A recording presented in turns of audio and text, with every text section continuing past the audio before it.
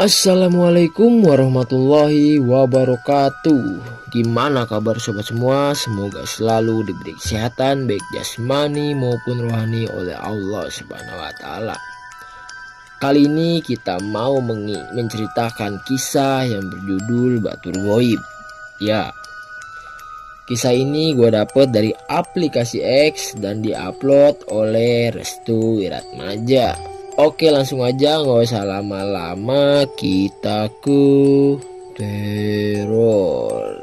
Pada tahun 1990, perkampungan di tempat gua masih asri banget. Pepohonan masih rindang dan orang-orang masih dengan pakaian yang ala kadarnya. Bagi yang perempuan menggunakan selendang dan lelaki menggunakan sarung. Itu emang sudah adatnya dari keraton dulu. Tempat gue nggak lumayan serem, tapi emang kejadian ini udah lama berlalu. Jadi masa lalu yang terulang kembali atau ada kaitannya dengan dendam dari para leluhur untuk para penduduk di daerah tersebut. Nama gue Arya Kusuma. Waktu itu gue masih berumur 7 tahun. Dan bapak gue seorang tabib terpercaya di daerah situ. Saking banyaknya tamu, kadang ibu gua suka bantuin tamu-tamu yang berdatangan. Gue suka main bola di dekat lapangan dengan tetangga gua dulu. Namanya Rizky. Dia seumuran sama gua. Nah, gua itu main cuman sama dia doangan. Karena waktu itu yang namanya telu dan santet masih sering berkeliaran. Banaspati aja sering lewat di perkampungan gua. Tapi alhamdulillahnya dia nggak berani ganggu satupun warga di daerah gua waktu itu. Keadaan emang udah sore. Gua main bola di lapangan yang jaraknya tidak terlalu jauh juga sama rumah. Tapi lapangan itu berdekatan dengan bangunan kosong. Yang kata orang zaman dulu, kita nggak boleh masukin rumah kosong yang sudah ditinggali oleh pemiliknya. Karena gua masih berdarah Jawa. Jadi gue nggak boleh main sampai larut sore. Tapi entah kenapa hari itu gue lupa waktu. Dan di sana ada peraturan khusus untuk semua warganya. Isinya gini peraturannya. Jangan ambil barang-barang dari rumah kosong itu dan jangan ambil barang-barang yang sudah masuk ke rumah itu. Karena saking semangatnya gue main bola, bola itu masuk ke dalam rumah kosong itu. Suasana udah jam 5 sore. Gua membujuk Rizky untuk ngambil bola itu, tapi dia nggak mau, dia ketakutan. Riz, ayo ambil sih bolanya bareng sama saya. Tidak tahulah, saya bakal dimarahin sama bapak saya. Gua paksa dia biar ngambil itu bola. Gua cari alasan karena itu bola satu-satunya. Akhirnya dia mengiyakan untuk ngambil. Jadi rumah itu bentuknya kayak rumah biasa pada umumnya. Bedanya ketika kita masuk, itu udah menuju ruang tamu. Terus di sampingnya berjejer 3 kamar. Dan posisi dapur menghadap lurus ruang tamu. Dari posisinya aja udah salah. Nggak boleh ngadep depan, langsung tuh dapur. Pak Mali katanya sih, gua masih area masuk lewat jendela. Emang jendelanya udah bobrok dan mudah kita masukin karena tubuh kita kecil. Baru kita masuk, itu posisi bola ada di kamar kedua. Aneh sih, tapi emang gitu. Mungkin kencang juga sih bola sampai itu bola masuk kamar kedua. Begitu mau gua ambil, gua lihat sesosok anak kecil berdiri di dekat lemari. Kakinya diikat pasung, mukanya berantakan. Baunya busuk banget. Matanya bolong. Dia tersenyum melihat gua dan Rizky. Gua langsung ambil bola dan segera kabur. Demit! Teriak gue dan Rizky. Sosok itu kagak ngejar kita berdua, cuman perasaan merinding masih ada. Di persimpangan jalan gue bilang sama Rizky, jangan bilang-bilang ke bapak dan mamahmu ya Ki, pinta gue. Oke siap, kita saling jaga rahasia. Gue balik ke rumah, tapi gue rasa ada yang ngikutin gue. Seperti suara kaki yang digesekkan ke tanah. Gue langsung merinding dan mempercepat langkah. Suara itu menghilang perlahan setelah gue nyampe di rumah. Bapak gue udah ada di depan rumah sambil menghapus udutnya. Emang zaman dulu kalau mau merokok bikin sendiri dengan alat dan menyediakan papir. Dari mana nak? Tanya bapak. Main pak, gua nunduk. Sampai maghrib tah mainnya. Gue diem aja, karena bapak gue tabib, dia tuh nerawang gue juga gitu. Mainnya di mana aja? Gue jawab, lapangan pak, tadi ngambil bola di rumah kosong. Bapak gue yang denger itu langsung kaget. Dia langsung meluk gue dengan erat sambil mencium-cium tubuh gue. Kayak ada yang aneh gitu. Bener kan? Itu yang bapak gue ucap. Gue bingung apa artinya kata yang bapak gue ucapin itu. Mah, cepat mandikan si Arya sekarang dengan bunga melati. Ibu gua langsung lari menuju tempat gua dan paham maksud dari bapak gua. Gua langsung nangis. Gua tahu ada yang ngikutin gua. Mandi yang bersih, terus langsung sholat dan ngaji. Itu pesan bapak gua. Gua langsung dimandiin sama ibu gua, sedangkan bapak gua sedang menatap pepohonan pisang di depan rumah. Tampak ada yang hadir. Benar, dia hadir. Seperti sudah membuka gerbang goibnya. Dia mendatangi rumah Arya.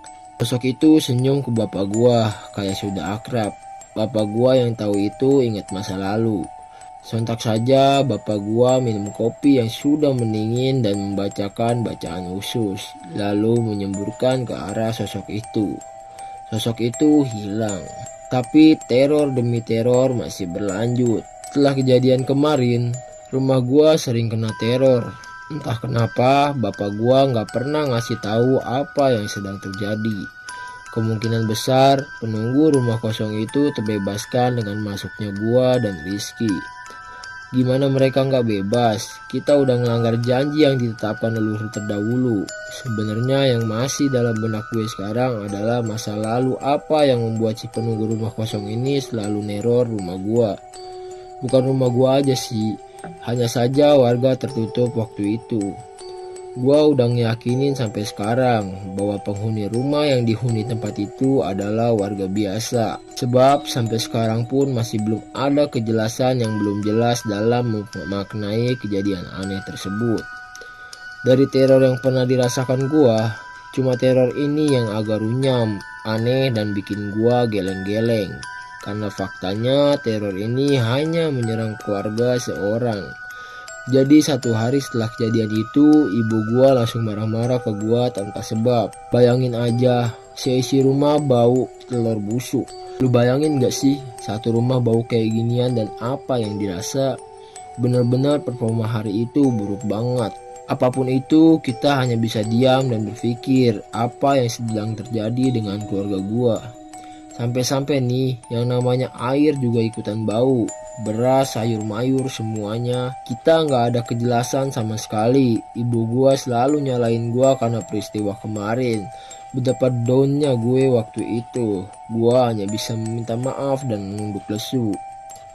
Lain kali jangan main sampai sore. Lihat kan, ini akibatnya kalau kamu nggak nurut sama bapak dan ibu. Teriak ibu gua. Minta maaf sebanyak-banyaknya bu, saya tidak tahu. Ibu gua terdiam, dia masih menunggu bapak untuk pulang ke rumah. Waktu itu bapak gua masih ada panggilan dari luar tempat gua.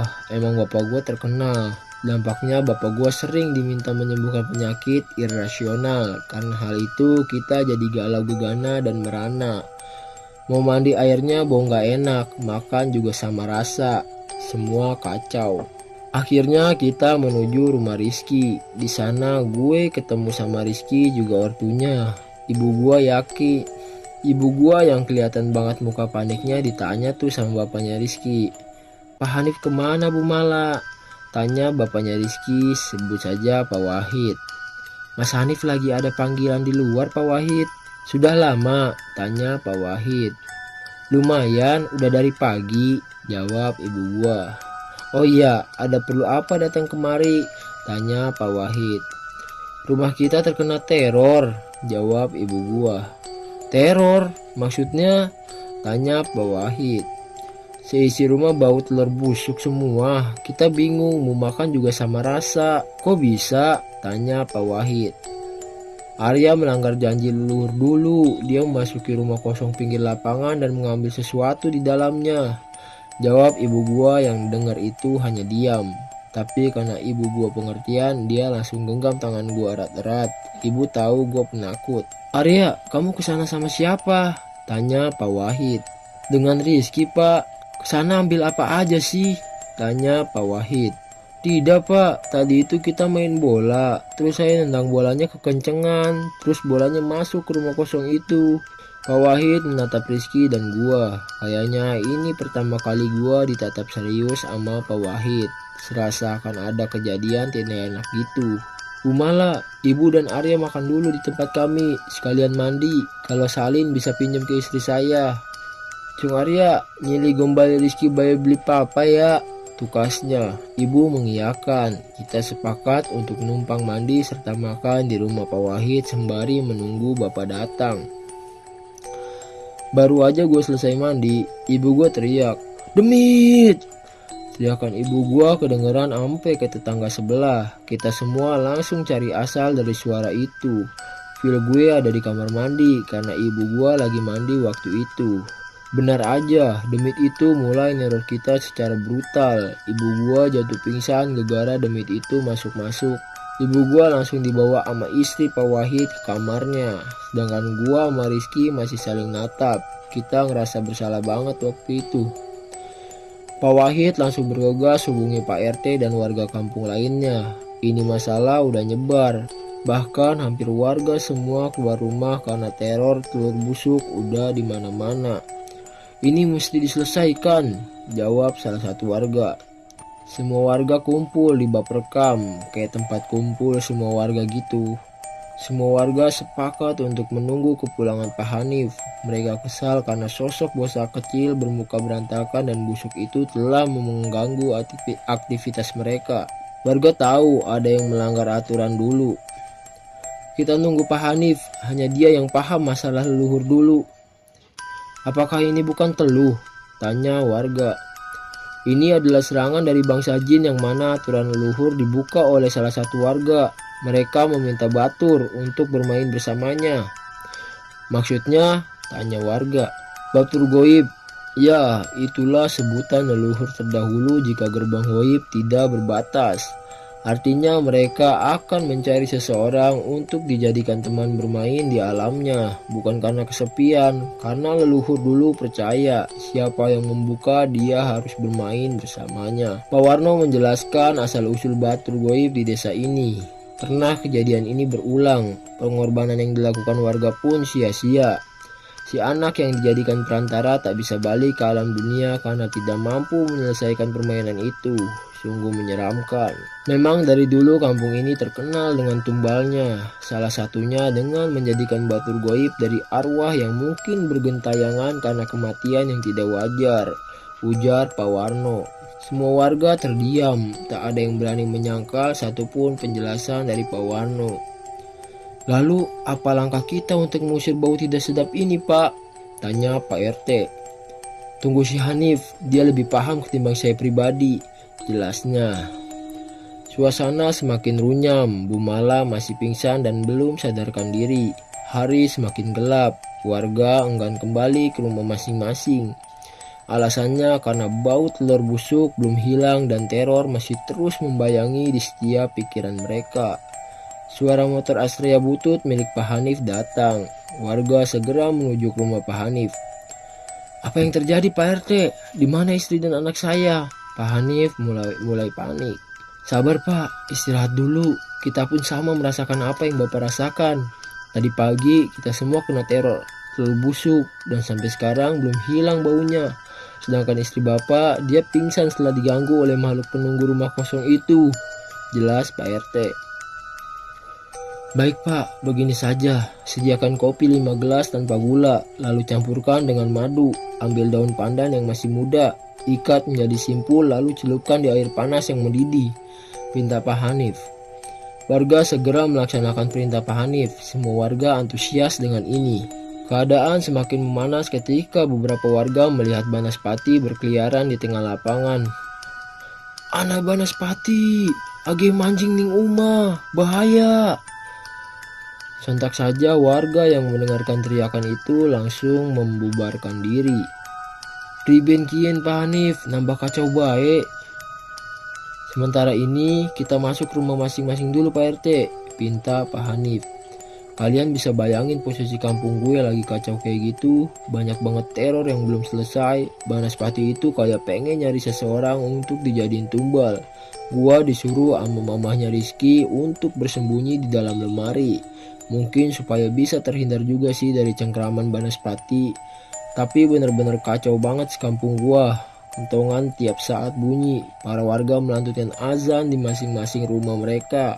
Anak-anak kecil disekap di dalam lemari. Gue sempet meluk Rizky. Gue takut banget. Kita sama-sama bersalah waktu itu. Tapi yang namanya bencana, siapa sih yang pengen? Gue sempet pengen nyerah karena gue udah buat kerusakan, bahkan kekacauan di tempat sendiri. Memang bener, kita harus mematuhi adat dan aturan terdahulu. Arya, Cung. Bapak Ampun Dugi, miliki Cung. Suaranya sangat familiar banget di telinga gua. Gua tahu itu suara bapak. Rizky masih memegang tangan gua seakan-akan kayak ngelarang buat keluar. Tapi gua yakinkan dalam hati itu benar suara bapak gua. Bapak! Teriak gua sambil buka lemari. Gua langsung meluk bapak gua sambil nangis. Pak, minta maafnya pak, saya salah. Boten nopo-nopo Cung, jenengan ikuti yang kuat. Saat itu gue ngerasa bapak gue nangis tapi dia nggak mau nampakin. Keadaan di luar sudah kondusif, sepertinya warga sudah merasa aman akan hilangnya Banaspati tersebut. Hilangnya Banaspati bersamaan dengan azan sholat maghrib. Alhamdulillah wis rampung, ucap Pak Warno. Warga buru-buru menuju musola atau tajuk untuk menunaikan sholat maghrib. Selesai melaksanakan sholat maghrib, para warga diminta membaca surat Yasin, ayat kursi, serta 3 surat utama, Al-Ikhlas, Al-Falaq, dan Anas.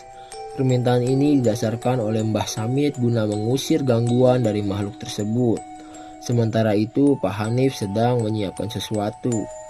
Pak Warno, Pak RT, tolong pegangin saya dari belakang. Barangkali saya pingsan, karena saya akan mencoba berkomunikasi dengan mereka. Minta Pak Hanif kepada Pak RT dan Pak Warno. Emangnya bisa Tah Hanif? Apa tidak ada cara lagi? Ada Pak, tapi takutnya saya tidak kuat. Pak Warno hanya mengangguk pasrah. Pak RT telah siap dengan kuda-kudanya.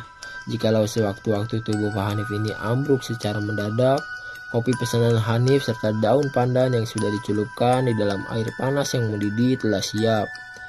Semua persiapan sudah matang.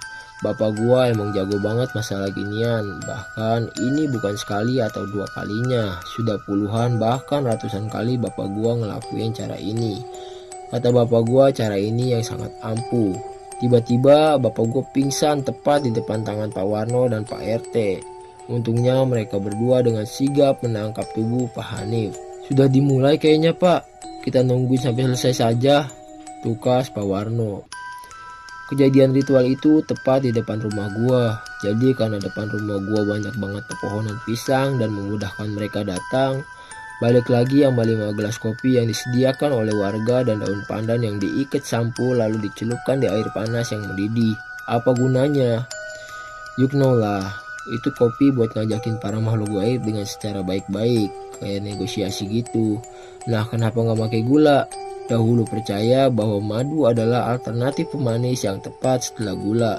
Karena mereka juga nggak suka gula, jadi cara satu-satunya menggunakan madu.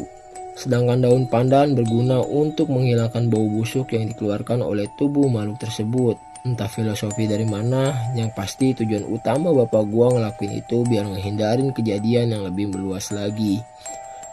Karena ruang lingkup rumah gua masih pohonan semua. Kopi dijajarin depan gua kayak mau nyidang, interogasi gitu.